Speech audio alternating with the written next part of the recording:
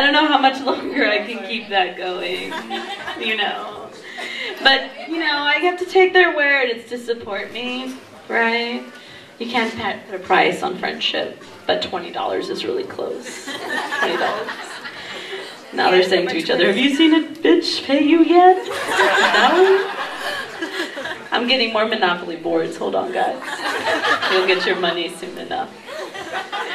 This is my third stand-up performance. It was my first time here. I'm really excited. Thank you.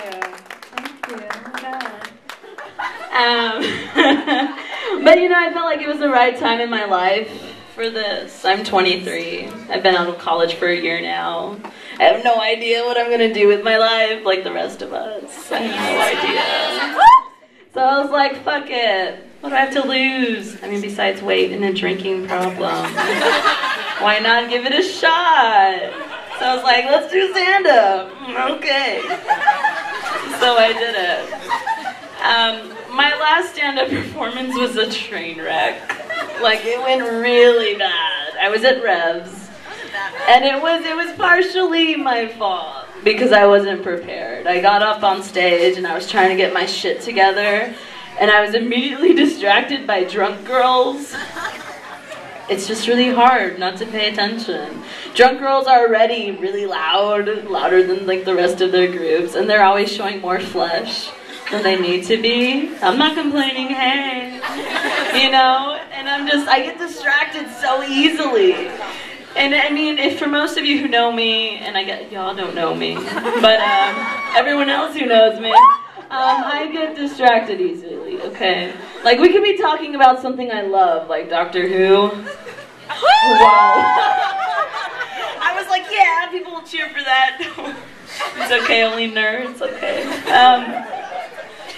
And I can be talking to you and I can see like a flicker of like dust fly by and I'm like, oh, dust. It's floating, I wish I could float. I wonder if there's people living on there like Horton Hears a Who. I love that movie. Dr. Seuss must have been on crack when he wrote all that shit. Just like Miss Starks when she made me eat green eggs and hams in the first grade. I love eggs. And then I snap back to reality. And my friend's like, and that's why Matt Smith is leaving the series. And I'm like, what? Easily distracted, okay? And it's even worse when there's like attractive persons involved. I mean, don't even try to talk to me then, because I'm way gone, okay? I'm in a place where you don't want to be. Like, where I go, they don't need roads, okay? They don't need them. But, you know, drunk girls, right? We all know them, right? I'm usually that girl at parties who go... God, I forgot about it. Okay, but I'm that girl who's always asked to leave. You know, like, get your friend out of here. She's crazy. And it's tough. It sucks being that girl, because once you have that on you, like, you throw up on someone's cat, or, you know, you shave someone's head. Like, what's the big deal? But they don't let that shit go, right? So that shit stays with you for a really long time. It doesn't come off, okay? Don't do it.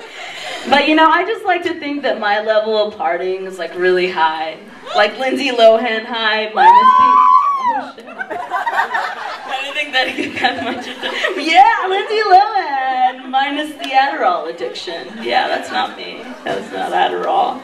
But, you know, it's tough. I can't just have one drink. I mean, that's just cruel and honestly un-American. Like, go fuck yourself if you're trying to tell me how many drinks I can have, okay? That's not gonna happen. My mama taught me better. I just want to give a shout out. She's gonna watch this later, I think. She's, you know, no drink left behind. She always says, no drink. You know, but it's tough, and I'm not like promoting alcoholism or whatever, you know. But sometimes when you work a 9 to 5 and you have shitty days every day, you need a drink, right? And if you want to go down and have a few beers, you know, to drown your sorrows, there's nothing wrong with that, okay? Or at least I tell myself that, so I feel better when I have more than 10 drinks every day after work.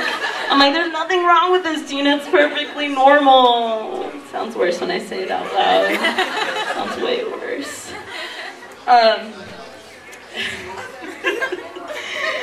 But drinking it's a lot. And you know, we all have those crazy moments in our life when we get that blackout drunk.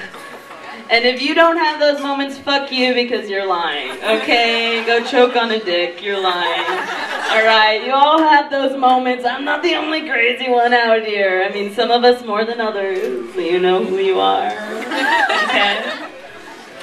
You know, and your friends will never let you live it down. You know, like I said earlier. They'll always remind you. Like, you remember that time 3 years ago when you fell out of Jessica Sanchez's trunk and you landed in a shit pile?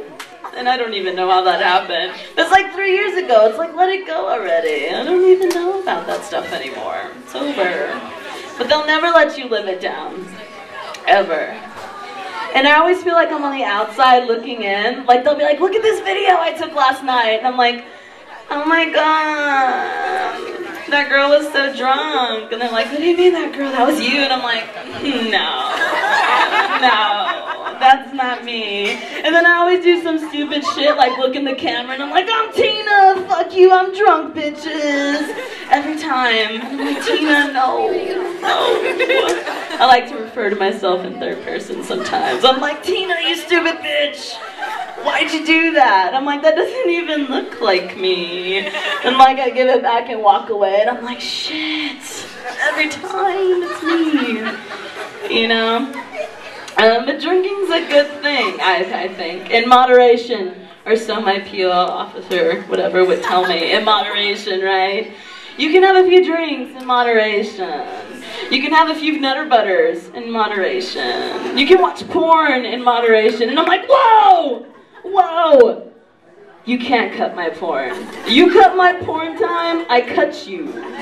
You don't mess with me, my porn, okay? I'm gonna get off topic. I really love porn. I'm not gonna get on that right now, Mom. Don't judge me.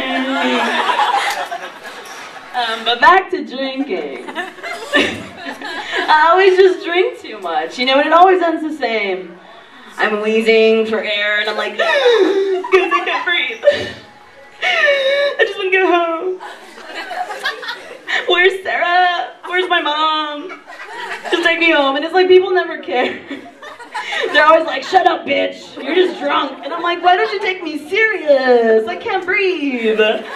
You know? And I'm always just like, and then the next day I realized that I was just being stupid. But I always feel like I can't breathe, and it's always the same shit. It's the same shit every time.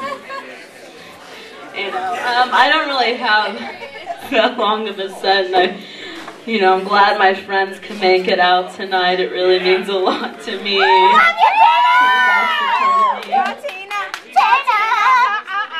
I can do 5 minutes. Give me 5 more minutes. I can do it. Yeah. So here's the story. I don't like to blame people for my problems, and I'm not trying to blame my mother for my drinking problem, because she already has one, so it's like I'm not trying to give her the responsibility of mine, you know, but it's like she doesn't help it so much. For my 21st birthday party, I went back home to South Texas, and my mom took me to this local bar with her friends. I know what you're thinking, you party with your mother? Lame. But no, listen to this. My mother took me to my first gay club when I was 18. She took me to my first titty bar when I was 19, which was really bad because I was hooked for the whole summer. Don't fall in love with a stripper. They don't love you, okay? They don't love you. It's a lie. They're liars. Okay, so it was only fit that she would take me to my first bar for my 21st birthday. So we show up, I'm hookered out. You know how you do it. You wear the short dresses, the high heels. I was feeling great. I put a pillow in my butt to make it look bigger. I was like, hey, it's my 21st birthday. Hey, you know. And so I get there and it's before midnight. So I'm like, okay, I can't drink yet. You know, I have to wait. So I'm waiting, and in like 10 minutes before midnight, I already have 3 drinks lined up in front of me. And it's like 2 Long Islands and a shot of vodka. That seemed to be the only thing people wanted to buy me, were like shots of vodka. Till this day, I cannot take shots of vodka. I'll tell you why. So as soon as it turned 12, I chugged that shit back. I was like, yeah, I'm 21. And you know, once you start drinking, you're like, your social butterfly comes out. You know, I went to the bar and I was like, hey everybody, I'm 21, and people would be like, woo, and I'm like, yeah, buy me shots, and they'd always buy me shots. I mean, I love it. I use it still to this day. I like to go to bars and be like, I'm 21, and they're like, woo, shots, and I'm like, yeah, buy me some. Like 2 years later, I'm like 23. I'll probably still be doing it when I'm 30 if I can pass. Probably not. Trust, I probably have like 1 more year. I don't know.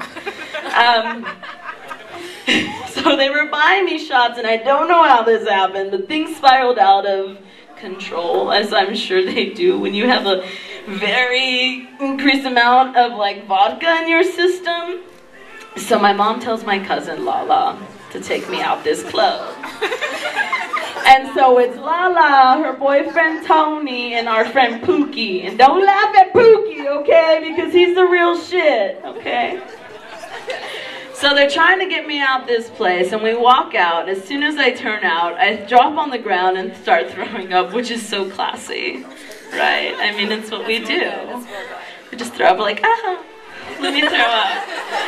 Right, and my cousin's yelling at us. She's like, Chris, get the fuck out, the cops are coming. And I had no idea if the cops were really coming. I don't know if it was something to scare me, but I was just like, fuck the police. I can't fucking breathe. Fucking take me home, where's my mom? Fuck them. I don't know what happened, but somehow I got in the car. I think I was thrown, I had bruises, I don't know. You know, and then I woke up the next morning, and my cousin came over, and she was like, Chris, you were so drunk last night. And I'm like, what? Yeah, no. And like, I just had the worst headache. I was like, please stop talking to me. I don't want to talk to you right now. I'm like, yeah, I was drunk. It was my birthday, and I was 21. Okay, so her boyfriend's there, and he's like, look at this video. Because my friends like to record me when I'm drunk. It just seems the thing to do. I mean, I don't know, whatever. So I'm watching it, and it's obviously me, and I'm just like, this doesn't even look like me. I don't know who you're talking about. I'm sitting around my mother's toilet looking like a lady, and all of a sudden Pookie comes into shot, and he's trying to like talk to me or move me, and the devil, man, just like releases out of me, and I'm like, don't fucking touch me! And I'm like punching the walls, which explained the bruises on my knuckles the next day. And I was like, get the fuck away from me! And I just like, my voice can get really deep, and I get like, demonic. You know? And so that's how I was. It was scary. They were like, you were gonna kill Pookie, man! I'm like, fuck Pookie! You know? It was bad. It was bad. But, you know, and I just remember staring at this video and just being like, no, that's not me. You're cute, that's not me. You must have, I don't know, done something else. Recorded another drunk person. And I was just like, shit, it's always me. But I never start the night wanting to be that girl, you know, the one people don't want at their parties. I'm never like, let me pull out my checklist. What do I need to do today? Okay, totally get fucked up. That's the first thing. I'm gonna get fucked up. Okay, what else haven't I done? Okay, slap the donkey's ass, fall out of a trunk. Oh, I'm totally gonna puke on my friend. Yes, I haven't done that in a while. Oh, and then I'm gonna lose all my clothes. That's all real shit that happened to me. I never did find my clothes, which was the saddest part. It was my favorite shirt. Don't be that girl. That's all I have tonight.